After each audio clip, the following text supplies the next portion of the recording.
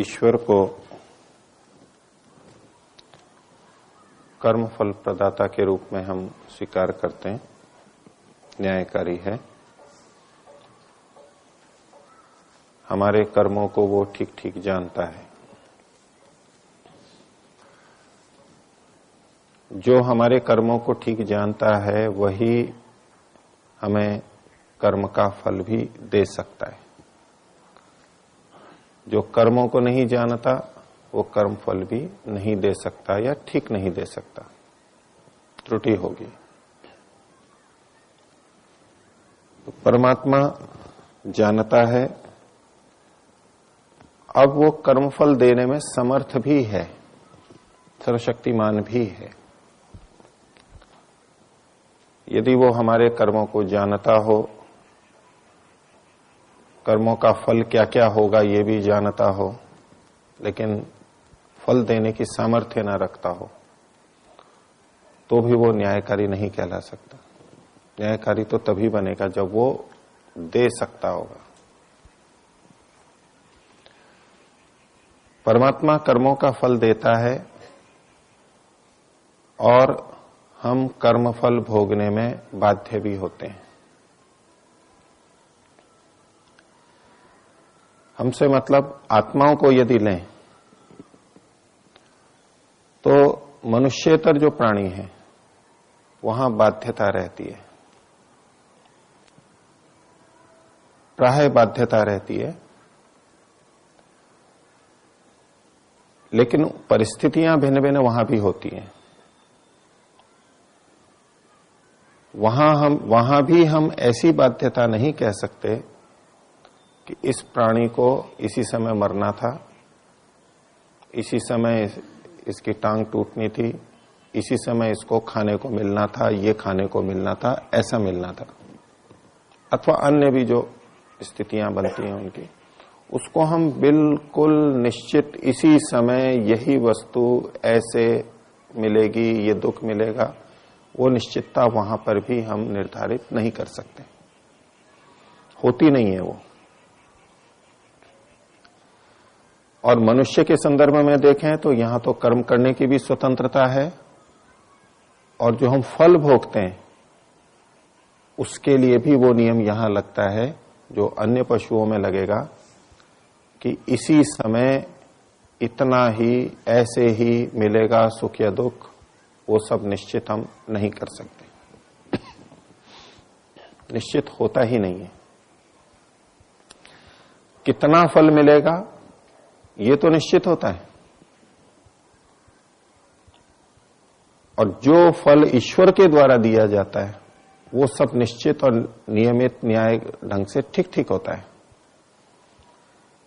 लेकिन हमारे पर अन्यों का भी प्रभाव पड़ता है, अन्यों से भी हमारे व्यवहार होते हैं, अन्य मनुष्यों से, अन्य प्राणियों से विभिन्न परिस्थितियां बनती हैं।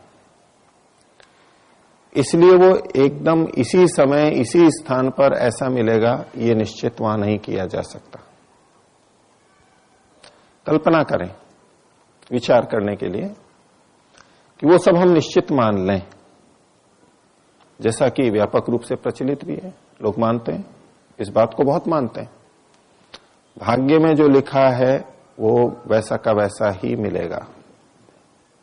अब यहां तक इस वाक्य के कई अर्थ निकल सकते हैं।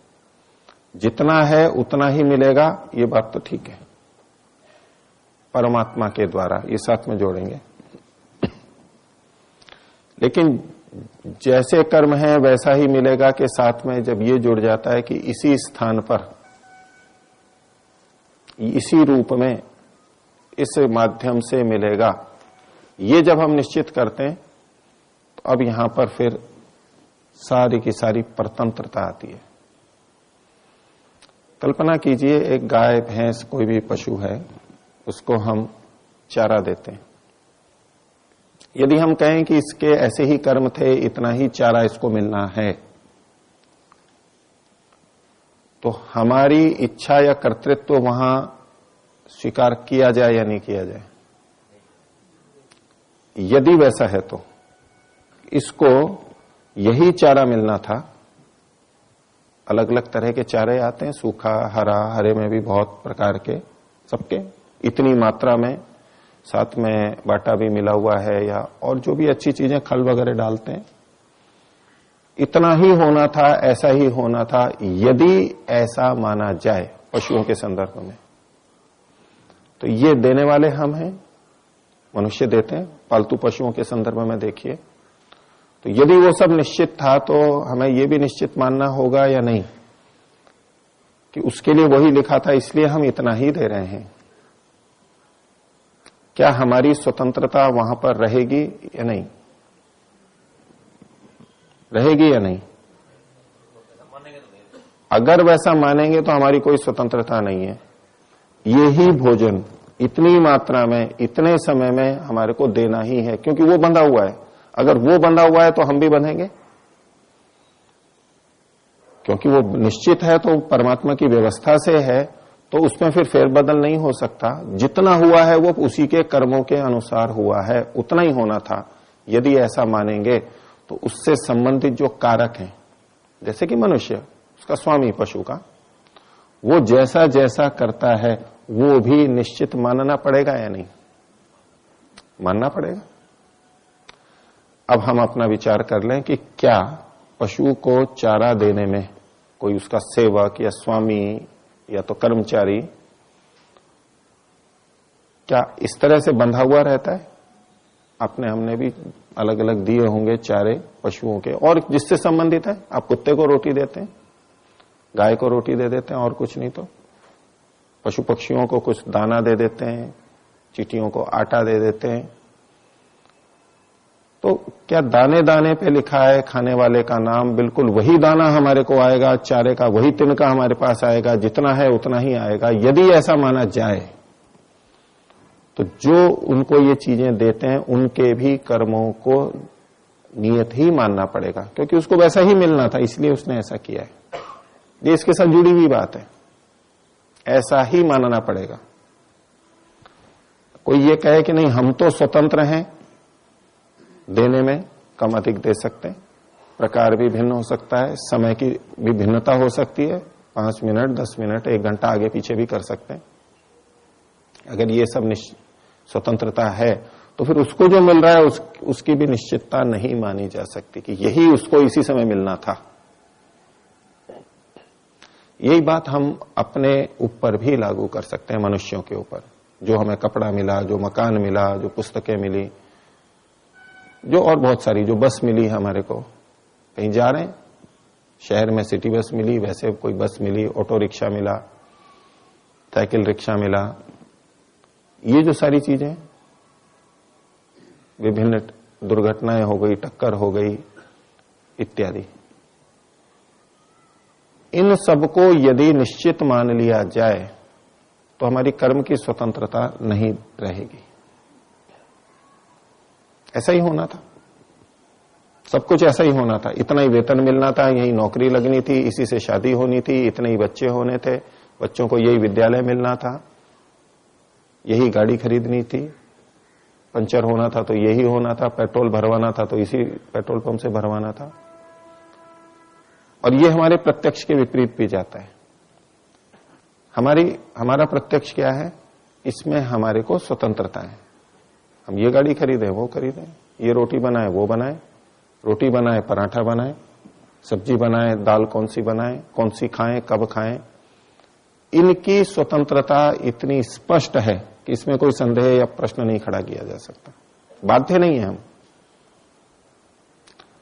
तो इतनी स्वतंत्रता जब हम प्रत्यक्ष देख रहे हैं, तब ईश्वर हमें जो कर्मफल देता है, ये जो सारी चीजें हम मानते हैं कि परमात्मा के द्वारा, और कर्मफल जैसा है वैसा ही मिलेगा, उतना ही मिलेगा, इसके साथ में जो और चीजें जोड़ देते हैं वो विचार की कोटि में आती है। विरोध नहीं होना चाहिए चीजों के अंदर, सिद्धांतों में, प्रमाणों में विरोध नहीं होना चाहिए। जब हमें इतना प्रत्यक्ष है कि हम स्वतंत्रता से किसी को सुख भी दे सकते हैं, दुख भी दे सकते हैं, सेवा कर सकते हैं, किसी की सहायता कर सकते हैं, किसी को बाधा पहुंचा सकते हैं, मनुष्यों को भी और अन्य प्राणियों को भी, तो कम से कम इन व्यवहारों में तो ये हमें साथ में मानना होगा कि ये सब निश्चित नहीं था। पहले से निश्चित नहीं था कि ऐसा ऐसा ही होगा। अब यदि हम ये मान लेते हैं कि ये सब निश्चित नहीं था, तो हमारे को उस सिद्धांत पे आंच आती दिखती है कि फिर कर्मफल के अनुसार क्या मिला। ये तो फिर हमारे पर निर्भर हो गया कि कोई दूसरा व्यक्ति किसी को कुछ भी दे देता है, ले लेता है, सुख दुख दे देता है, ये तो हमारे ऊपर निर्भर हो गया। तो जो हमें मिल रहा है वो परमात्मा पर क्या निर्भर रहा? परमात्मा फिर क्या न्याय कर रहा है? दूसरे कर सकते हैं तो परमात्मा क्या न्याय कर रहा है? और जितना मिलना है वो उतना ही मिलेगा, कर्म के अनुसार मिलेगा। इस पे भी प्रश्न खड़ा हो जाता है हमारे मन में। ये तो हम कुछ देते हैं, लेते हैं, हमारे हिसाब से हो रहा है, इसमें कर्मफल क्या काम कर रहा है? तो यदि कर्मफल को पूरा मानते हैं तो ये स्वतंत्रता वाली बात नहीं दिखती है, विरोध लगता है। स्वतंत्रता को मानते हैं तो कर्मफल में दिक्कत आती है। इसका कारण है कि हम एकांगी जब देखते हैं, ये दोनों बातें सत्य हैं कि हम कर्म करने में स्वतंत्र हैं, ये हमारा प्रत्यक्ष है, कोई संदेह नहीं इसके अंदर। अपने ज्ञान विवेक से हम कर भी सकते हैं, नहीं भी कर सकते हैं, भिन्न ढंग से भी कर सकते हैं। बहुत विविधताएं, बहुत विकल्प हैं हमारे सामने, हर बात के लिए विकल्प हैं। लेकिन कर्म फल प्रदाता है, ये भी होना चाहिए। तो अब हमारे बीच में फिर क्या हम विचारते हैं कि कैसे फिर ये होता है कि ये कुछ चीजें अन्य प्राणियों के साथ विशेष तौर पर और हमारे साथ भी, जैसा जैसा व्यवहार दूसरों का हमारे साथ में होता रहता है, अच्छा बुरा, और उसके अनुरूप जो हम सुख दुख या प्रगति के अवसर प्राप्त कर लेते हैं, साधन प्राप्त कर लेते हैं, अथवा बाधा हो जाती है हमारे को प्रगति में। ये जो हो रहा है, जो हुआ, उसके अनुसार हमारे कर्माशय में से पाप, अगर दुख और असुविधा हुई है, बाधा हुई है, तो उतना कर्माशय पाप का हमारा घट जाएगा।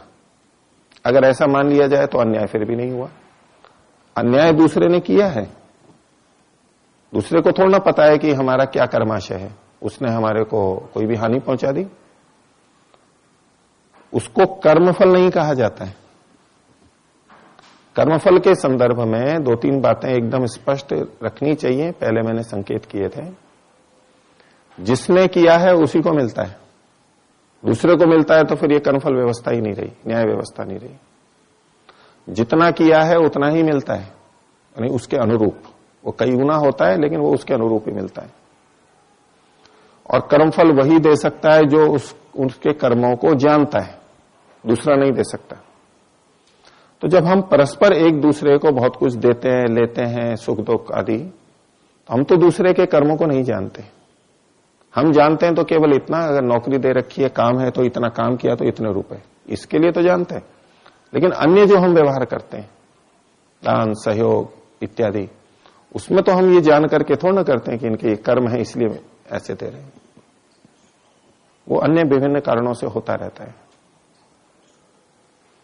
तो अन्य प्राणियों के साथ भी जो उनको बाधा पीड़ा होती है, एक पशु भी दूसरे पशु को मारता है, वो भी सब कुछ निश्चित नहीं होता कि इसी दिन इसी समय उसको मारना था, इसी समय मौत लिखी थी, वो आगे पीछे होती रहती है, क्योंकि एक दूसरे का हस्तक्षेप होता रहता है। इस शेर को, इस हिरण को इसी समय मारना था, वो नहीं निश्चित है। बाधा भी आ सकती है, तो कुछ मिनट देर भी हो सकती है, कुछ पहले भी हो सकता है, छूट भी सकता है। तो उनके भी कर्म भोगे जाते हैं, जितने जितने जिसके भोगे गए उसके अनुसार उनके, अगर दुख है तो पाप कर्माशय उतना घट जाएगा, और अगर हमने सुख भोग लिया है तो उतना हमारा पुण्य कर्माशय घट जाएगा।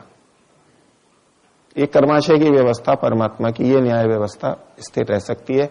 इससे हमारे कर्म की स्वतंत्रता भी बनी रही और कर्मफल व्यवस्था भी स्थिर रही, उसमें भी कहीं अन्याय नहीं हुआ। यदि हम उस सब कर्म की निश्चितता मानेंगे और हमारे को कर्म की स्वतंत्रता नहीं मानेंगे, फिर तो धर्म अधर्म, कर्म अकर्म की कोई बात ही नहीं है। फिर तो सब कुछ निश्चित ही, हम बंधे बंधाए हैं, परतंत्र हैं। कर्मफल व्यवस्था तभी बन सकती है जब हम कर्म करने में स्वतंत्र हों, नहीं तो ये बन ही नहीं सकती। तो एक प्रश्न है लोकेंद्र जी का, क्या पुरुषार्थ से प्रारब्ध बदला जा सकता है? या पुरुषार्थ से केवल आगे का ही कर्माशय बनेगा। तो बहुत प्रश्न रहते हैं पुरुषार्थ और प्रारब्ध के संदर्भ में। तो पहले मैं सीधा उत्तर देता हूं, जो अंतिम उत्तर है उसकी फिर समझने के लिए थोड़ी व्याख्या करता हूं। तो क्या पुरुषार्थ से प्रारब्ध बदला जा सकता है? इनका जैसा आगे का प्रश्न है कि पुरुषार्थ से केवल आगे का ही कर्माशय बनता है, तो पुरुषार्थ से आगे का कर्माशय ही बनता है। पुरुषार्थ से पिछले कर्माशय को हम समाप्त नहीं कर सकते, वो तो नया ही बनेगा। तो कर्माशय जो भोगा जाना है अच्छा बुरा, वो अपना फल देगा, और हम जो अब नए कर्म कर रहे हैं अच्छे बुरे, उसका कर्माशय एक नया बन रहा है। इस दृष्टि से जब उत्तर देंगे तो पुरुषार्थ प्रारब्ध को नहीं बदल सकता, पुरुषार्थ प्रारब्ध को नहीं बदल सकता। कर्माशय में कोई अंतर नहीं आने वाला है, वो नया नया ही बनेगा। लेकिन अगर ऐसा सोचते हैं तो दूसरी बात, इसका प्रभाव क्या आता है कि फिर तो ऐसा ही होना है मेरे साथ में। आज जो मेरी परिस्थिति चल रही है इसको मैं बदल नहीं सकता, क्योंकि ये तो मेरे कर्म के अनुसार है। अब जो करूंगा उससे तो आगे का बदलेगा, आज की परिस्थिति को मैं नहीं बदल सकता। ये जो पीछे मैंने बात कही थी उसको अगर मानेंगे तो ये बात निकल के आएगी। उसकी तार्किक अगली बात ये आएगी कि वर्तमान के पुरुषार्थ से मैं मेरी वर्तमान की परिस्थिति को नहीं बदल सकता, आगे ही कुछ कर सकता हूं। उसके पीछे की बात जुड़ी है कि आज जो कुछ है वो मेरे पिछले कर्मों के अनुसार है। अगर यहां ला करके देखेंगे, कर्माशय का जो चीज हमारे को मिल रही है अभी, उस पर लाके देखेंगे तो इस प्रश्न का उत्तर अलग होगा। एक दृष्टि से कर्म पुरुषार्थ प्रारब्ध को नहीं बदल सकता, लेकिन दूसरी दृष्टि से देखेंगे तो पुरुषार्थ प्रारब्ध को बदल सकता है। अभी परस्पर विपरीत बातें लगती हैं, लेकिन फिर भी बदला जा सकता है। कैसे, इसको थोड़ा उदाहरणों से समझते हैं। मान लीजिए, मैं एक लौकिक वैसा उदाहरण देता हूं कि एक गिलास के अंदर खारा पानी है, नमकीन पानी है।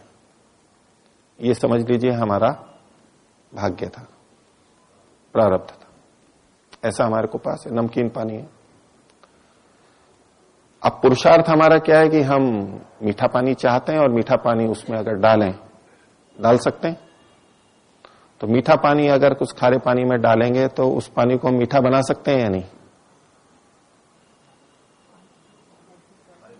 उस गिलास में जो पानी है खारा, उसको हमें मीठा बनाना है, तो उसको मीठा बना सकते हैं हम? विचारते बना सकते हैं, नहीं बना सकते? बना सकते हैं। कैसे बनाएंगे? उसमें पानी डालेंगे, और मान लो हम उसमें मीठा पानी डालते जाएं, तो जो अतिरिक्त पानी है वो बाहर निकलता जाएगा, निकलेगा ना। मान लो हम उसमें डालें, चलो बाहर नहीं निकल रहा तो भी उस खारे पानी में अगर कुछ मीठा पानी डाल दिया तो अब उसका स्वाद कैसा होगा? हमने खारापन कम किया।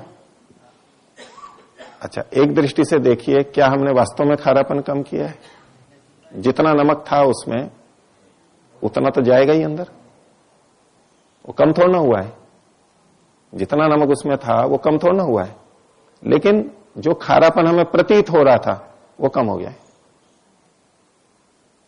तो इस पुरुषार्थ ने खारेपन को कम किया या नहीं? तो एक दृष्टि से देखेंगे तो नमक तो कम नहीं हुआ, उस दृष्टि से खारापन कम नहीं हुआ। दूसरी दृष्टि से, स्वाद की दृष्टि से खारापन कम कर दिया। अच्छा, और अगर हम पुरुषार्थ करें, उसमें पानी डालते जाएं, क्या हम उसको बिल्कुल मीठा बना सकते हैं? डालते जाएं और उसमें से पानी गिरता जाए, तो जो पानी गिरेगा वो कैसा गिरेगा? थोड़ा थोड़ा नमक जाता जाएगा, और डालते जाएं तो एक समय ऐसा आ जाएगा ही नहीं, वो बिल्कुल मीठा बन जाएगा। बन सकता है ना?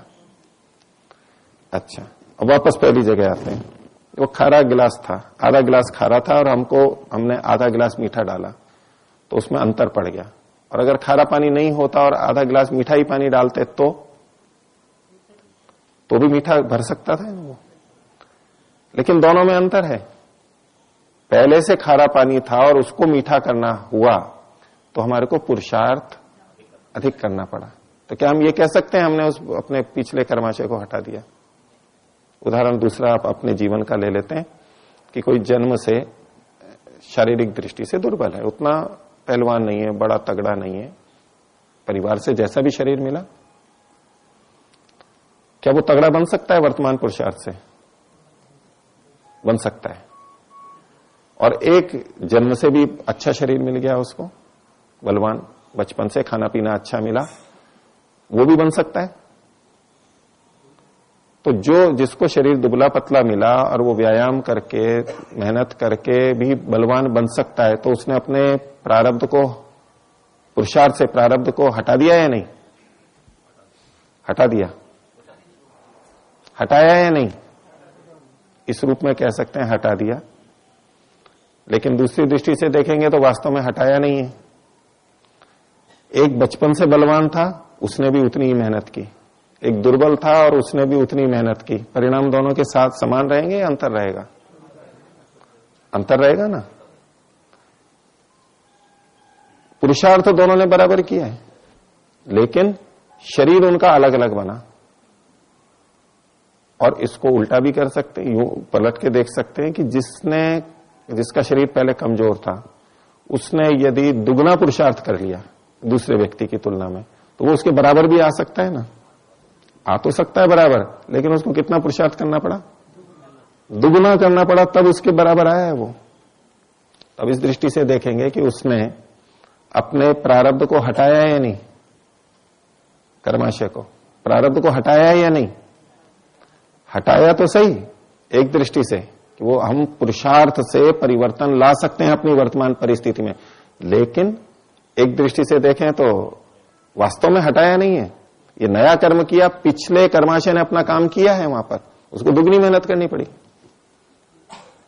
दुगनी करनी पड़ी ना। तो इस दृष्टि से देखेंगे तो पिछला कर्माशय समाप्त नहीं हुआ, उसका अपना प्रभाव रहा है। जैसे नमक के पानी में नमक के पानी का अपना प्रभाव रहा है, उसके लिए हमें अधिक मेहनत करनी पड़ी। एक कमरा साफ हो और उसमें फिर हम सफाई करें, आसानी से होती है, कम पुरुषार्थ में होती है। और पहले से मलिनता हो और फिर सफाई करनी हो तो दुगनी तिगनी सफाई करनी पड़ती है। तो मलिनता हटा तो सकते हैं, उसके प्रभाव को तो हटा सकते हैं, लेकिन जो हमने पहले गंदगी फैलाई है तो उसको भुगतना तो पड़ेगा हमें इस रूप में। तो अब आपके प्रश्न का प्रश्न है कि क्या पुरुषार्थ से प्रारब्ध बदला जा सकता है? तो यदि आप वर्तमान की स्थितियों को देखें, जो भी दुर्बलता, निर्धनता, अज्ञान है, उसको हम बदल सकते हैं वर्तमान पुरुषार्थ से। लेकिन इसका यह मतलब नहीं है कि हमने अपने कर्माशय को समाप्त कर दिया। कर्माशय ने अपना भोग दिया है, अपना प्रभाव दिखाया है, वो हटा नहीं है। तो ये इसके बीच का समन्वय है। नहीं तो यदि हम ये मानेंगे कि वो कर्माशय हटता ही नहीं है तो फिर पुरुषार्थ पे क्षीणता होती है। यदि हम पुरुषार्थ पे क्षीणता मानेंगे कि पुरुषार्थ से हटा सकते हैं तो फिर तो वो पिछला कर्म व्यर्थ हो जाएगा, फिर भी न्याय व्यवस्था नहीं रहेगी। तो हटता तो है, लेकिन इस ढंग से हटता है। इनका आगे का है कि सुधार होने पर तो पुरस्कार भी, सरकार भी कैदी को दंड से मुक्त कर देती है। यदि सुधार हो जाए तो सरकार भी कैदी को दंड से मुक्त कर देती है। भाव इनका पीछे ये है कि अगर हमारे को सुधार हो जाए तो पिछले कर्म का फल तो हमें भी नहीं मिलना चाहिए, और सुधार भी हो गया और पिछले कर्मों का फल भी हमें अब भोगना ही पड़ेगा। ये तो कोई न्याय नहीं हुआ, ये तो कोई दयालुता नहीं हुई परमात्मा की। जब सरकार भी कर सकती है तो परमात्मा क्यों नहीं करता है? ना, परमात्मा भी करता है ऐसा, लेकिन सुधार होना चाहिए। अब सुधार हो गया, इसकी क्या कसौटी है? सुधार हो गया, इसकी क्या कसौटी है? तो इसकी कसौटी है हमारे मन में भी अगर वो विचार हट गया है, संस्कार भी हमने दग्ध बीज कर दिए, पूरा विवेक प्राप्त कर लिया है हमने, संस्कार सारे दग्ध बीज कर लिए, जीवन मुक्त हो गए हैं, उस स्थिति में जितना सुधार करना था वो पूरा सुधार कर लिया, अब वो कर्माशय फल नहीं देगा। ये व्यवस्था वहां भी है। लेकिन हम अपने जीवन में, सामान्य जीवन में देखें कि मैंने तो सुधार कर लिया है, अब तो फल नहीं मिलना चाहिए मेरे को, ऐसा नहीं। हमें ऊपर से लगता है कि हमने सुधार कर लिया है, लेकिन विचार के स्तर पर, संस्कारों के स्तर पर अभी बीज बाकी है, अभी पूरा सुधार नहीं किया है हमने। तो यहां लागू नहीं होता, ये नियम तो है लेकिन यहां लागू नहीं होता हमारे संदर्भ में। जब तक हम जीवन मुक्त नहीं हो जाते, जब तक संस्कारों को दग्धबीज नहीं कर देते, तब तक तो कर्म का फल हमें भोगना ही है। और जब हमने संस्कारों को दग्धबीज कर दिया तो फिर वो कर्माशय हमें फल नहीं देगा। उस रूप में ये बात स्वीकार की जा सकती। तो आप में से आज जो मैंने विषय रखा पुरुषार्थ वाला, भाग्य वाला, किसी को कुछ तत्काल पूछना है तो पूछिए। नहीं। कर्म के संदर्भ में हम थोड़ा सा ये एक और समझ लें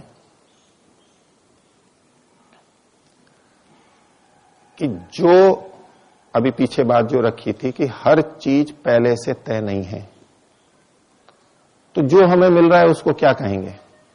हमें जो सुख दुख मिला, एक तरफ कहा जाता है जो सुख मिलता है वो धर्म के अनुसार, दुख मिलता है वो अधर्म के अनुसार। अब वो परमात्मा ने तो दिया नहीं, अन्य लोगों ने दिया, इसको क्या नाम देंगे? क्या इसको हम अपना कर्मफल नहीं माने? जितना हमने भोगा है उसके अनुसार हमारा कर्माशय तो क्षीण हो गया, यहां तक तो ठीक है, लेकिन ये जो हमें मिला इसको फल कहें या ना कहें? फल नहीं कहेंगे तो इसको क्या कहेंगे, और इसका कर्माशय से क्या संबंध है? इस बिंदु के ऊपर और आगे कल विचार करेंगे। प्रणाम।